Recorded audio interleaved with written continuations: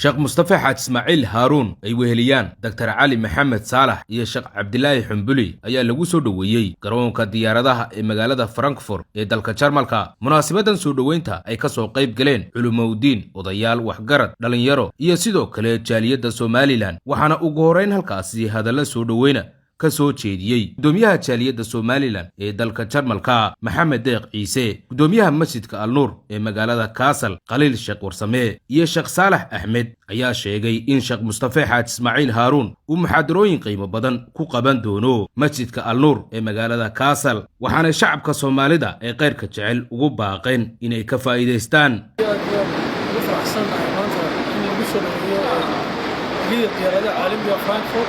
sheekh mustafa ismaaciil xaaj haaruun oo saddex casho joogi doona dalka jarmalka isagoo khudbad ka jeedin doona ka mida khudbadihiisa ugu qiimaha badan leh oo ay ku wehelinayaan laba sheekh oo kale oo khudbadda la jeedin doona isagoo joogi doona magaalada kaasal saddex casho.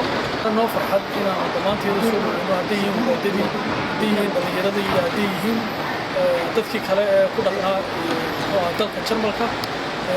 aad iyo aad baanaan ugu faraxsanahay inuu sheekhu nala joogi doono khaliif warsame iyo sheekh saalax oo ka mid ah culimada isla masjidka. aad iyo aad baanaan ugu mahad celinaya sida wanaagsan dadnada ay ugu soo dhaweeyeen sheekha magaalada frankfurt iyo guud ahaan dalka jarmalka.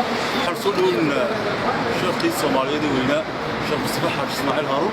waxaan ku soo dhaweynaa haddaanu joognaa airportka frankfurt insha allah bilahi kariim sida qorshuhu ahaana waxaan doonaa hadda inaan baxno.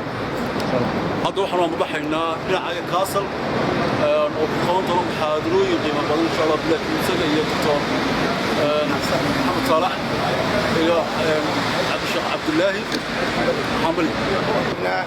frankfurt airport waxaan soo dhaweynaa ustaadna oo shiikhuna sheekh mustafa xaaj ismaaciil haaruun insha allahu tacaala. waxaan leenahay walaalaha muslimiinta ee ku nool jarmalka dhammaan iyo kaasal nawaaxigeeda degan waxaan leenahay ka soo qaybgala بإذن الله الكريم. شيخ مصطفى وحنا بسودو ترمنك وحنا ما تسكر الله سبحانه وتعالى هاي ثم وحنا ما علنا يا وراها MMTV RMTV أجنبي لا سوق عندنا سودويت الشيخ مصطفى إسماعيل هارون محمد صالح عبد الله حنبلي دمان ومد الصومالية دقن جرمال كوها كأصلا يعني مالتي كلن كاس ديني قاعد سوق عيب قلنا هذه هذا وما تنتهين مصطفى إسماعيل هارون ودوان لهم خبط دور محاضرين قيمة بدن قبل هذا كنت خاصة بالواحد إذا ما عمر كهسر قبل لك قصد قلنا عند سود ويدنا كعمل فرن كنت بهن مصطفى إسماعيل هارون نسود وين إن شاء الله بإذن الله.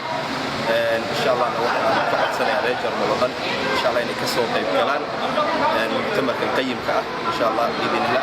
يوم جرتو كل ما كان الله سبحانه وتعالى الشيخ علي صالح يوم شيخ محمد شيخ أحمد حمد إن شاء الله.